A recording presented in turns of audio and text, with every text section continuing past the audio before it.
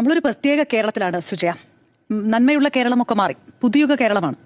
ചുരുക്കി ഞാൻ പറയാം, നമ്മൾ രാവിലെ ഒരു ചായ കുടിക്കണം എന്ന് വിചാരിക്കാം. അങ്ങനെ ഒരു കാലി ചായ കുടിക്കാൻ പോയി കഴിഞ്ഞാൽ നിവൃത്തിയില്ല, 15 രൂപയ്ക്ക് മുകളിലാണ് മിൽമയുടെ വില. ഇനിയിപ്പോൾ ചായ വേണ്ടാന്ന് കരുതുക, നിങ്ങൾ റേഷൻ കഴിച്ച് ജീവിക്കാമെന്ന് വിചാരിക്കാം. ഞങ്ങൾ ചായ കുടിക്കുന്നില്ല, റേഷൻ കഴിച്ച് ജീവിക്കാമെന്ന് വിചാരിക്കാം. അപ്പോൾ നോക്കൂ, ഭക്ഷ്യധാന്യം നൽകുന്ന ഒരു പദ്ധതിയുണ്ട്, അതങ്ങ് നിർത്തി.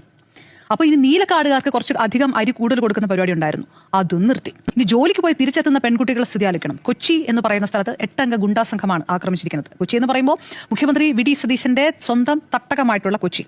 ഇനി ഈ നാട്ടിൽ ജീവിക്കാൻ പറ്റില്ല, ഈ നാട്ടിൽ തന്നെയുള്ള വല്ല കാട്ടിലും പോയി ജീവിക്കാന്ന് വെച്ചാൽ ആന ചവിട്ടി കൊല്ലുന്നത് തുടരുക. UDF സർക്കാർ വന്ന കാര്യം എന്ത് ചെയ്യാനാണ്? ഈ ആനകൾ അറിഞ്ഞിട്ടില്ല, അത് വിഷയം. ഈ ചവിട്ടെങ്ങാനും കിട്ടി ചാകാതെ നിങ്ങൾ ആശുപത്രിയിൽ എത്തിയെന്ന് വിചാരിച്ചാൽ എങ്ങനെയെങ്കിലും രക്ഷപ്പെടണ്ടേ? ആശുപത്രിയിൽ എത്തിച്ചു കഴിഞ്ഞാലോ, ശസ്ത്രക്രിയ നടത്തി കഴിഞ്ഞാൽ ICUയിൽ കിടത്തുവോ പുറത്ത് കളയുവോ ഒക്കെ ചെയ്യും. അപ്പോൾ ചിലപ്പോൾ പുഴുവരിക്കുന്ന അവസ്ഥയിലേക്ക് വരും. സംസ്ഥാനത്ത് നികുതി ഭീകരതയാണ് എന്ന് പറഞ്ഞുകൊണ്ട് കന്റോൺമെന്റ് ഹൗസിൽ നിന്ന് സൈക്കിൾ ചവിട്ടി വന്ന് സമരം ചെയ്ത ഒരാളാണ്.